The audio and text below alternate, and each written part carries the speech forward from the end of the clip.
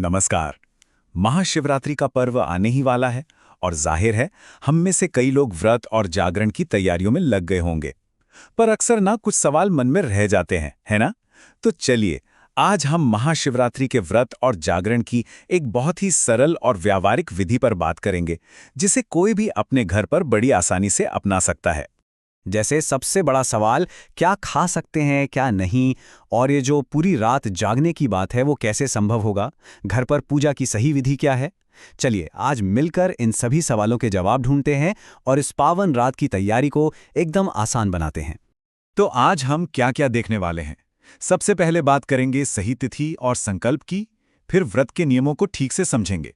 इसके बाद हम देखेंगे कि रात्रि जागरण कैसे किया जाए, कौन से मंत्र और ध्यान इसमें हमारी मदद कर सकते हैं, और आखिर में ज्ञान कोश के बारे में भी जानेंगे। तो सबसे पहले बात करते हैं नींव की।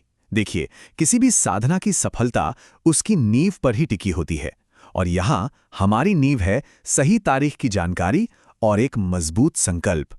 तो आने वाले साल 2026 के लिए महाशिवरात्रि का व्रत रविवार 15 फरवरी को है, और ध्यान देने वाली बात यह है कि चतुर्दशी तिथि, जो शिव पूजा के लिए सबसे अहम है, वो शाम को करीब 5:04 पर शुरू होगी।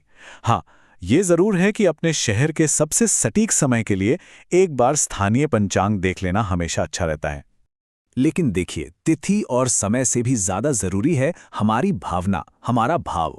असल में ये व्रत सिर्फ भूखे प्यासे रहने का नहीं है। इसका असली सार तो अनुशासन, जागरूकता और लगातार शिव के स्मरण में छिपा है। जब हमारे मन, हमारी बोली और हमारे काम में पवित्रता आती है ना, तभी ये व्रत असल में सफल होता है।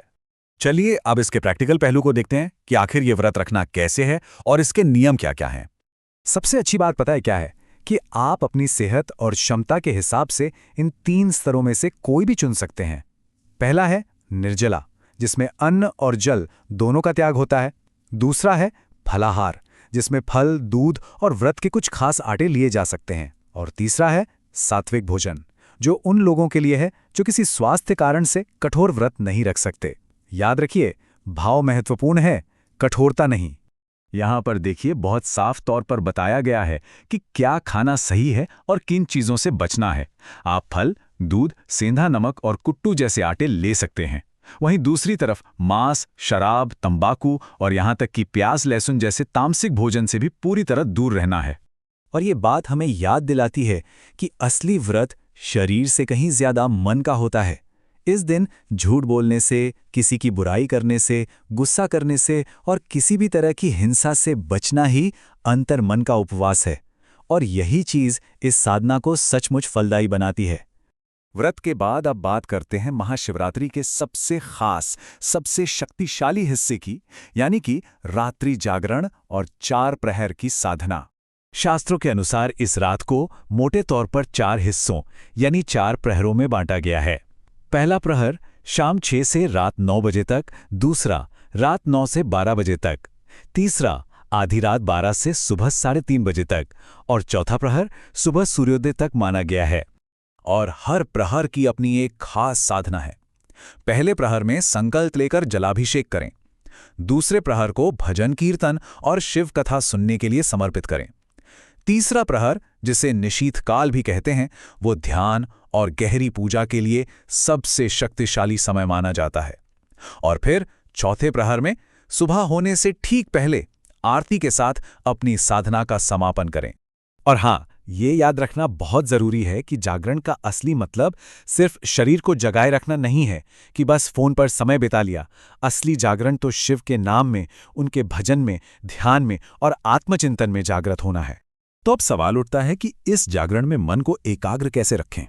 इसके लिए हमारे पास कुछ बहुत ही शक्तिशाली साधन है, मंत्र और ध्यान।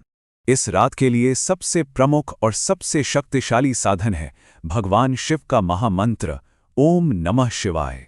इसे पंचाक्षरी यानी 5 अक्षरों वाला मंत्र भी कहते हैं। इसकी शक्ति यह है कि इसका हर एक अक्षर हमें सीधे शिव तत्व से जोड़ता है और हमारी चेतना को ऊपर की ओर उठाता है। आप चाहें तो 108 या 1008 बार जप का एक लक्ष्य रख सकते हैं, जिसके लिए रुद्राक्ष की माला सबसे उत्तम मानी जाती है। और अगर लंबा जप करना संभव न हो तो एक बहुत ही सुंदर और आसान उपाय है, बस शांत बैठकर अपनी आती जाती सांस पर ध्यान दें। सांस अंदर लेते हुए मन में ओम नमः और सांस छोड़ते हुए शिवाया का भाव करें। तो हमने देखा कि अगर सही भाव और सही विधि से व्रत और जागरण किया जाए तो महाशिवरात्रि हमारे लिए एक आत्मिक परिवर्तन का अनुभव बन सकती है। तो ये हमेशा याद रखें, महाशिवरात्रि सिर्फ एक त्योहार नहीं है, ये अपने भीतर गहरे बदलाव लाने का और अपनी चेतना को शिव तत्व से जोड़ने का एक सुनहरा अवसर है। देखने के लिए बहुत बहुत धन्यवाद। ज्ञानकोश एक बहुभाषी चैनल है जहां हम अंग्रेजी, हिंदी, मराठी, तमिल, गुजराती, मलयालम और बंगाली में आध्यात्मिक ज्ञान साझा करते हैं और जल्द ही और भी प्रमुख भाषाएं जोड़ी जाएंगी। हमारा लक्ष्य सनातन धर्म के अनमोल खजानों को आप तक एक सरल, स्पष्ट और सार्थक तरीके से पहुंचाना है। हमारे चैनल पर श्रीमद् भागवतम, भगवत गीता, ललिता सहस्रनाम, दैवत्यन कुरुल, नारायणीयम, महाराष्ट्र और बंगाल के संतों की गाथाएं और आदि शंकर के दिव्य अवतार की कहानी पर भी आपको दैनिक वीडियो मिलेंगे और ये सभी कई भाषाओं में उपलब्ध हैं। अगर आपको हमारी ये सामग्री मूल्यवान लगती है तो कृपया ज्ञानकोश को सब्सक्राइब करें ताकि आपको हमारे दैनिक वीडियो की सूचना मिलती रहे। इसे लाइक और शेयर करना न भूलें और इस दिव्य ज्ञान को अपने परिवार, दोस्तों और अपने समुदाय के साथ जरूर फैलाएं। आइए हम सब मिलकर सनातन धर्म के प्रकाश को और भी उज्जवल बनाए रखें। हर हर महादेव।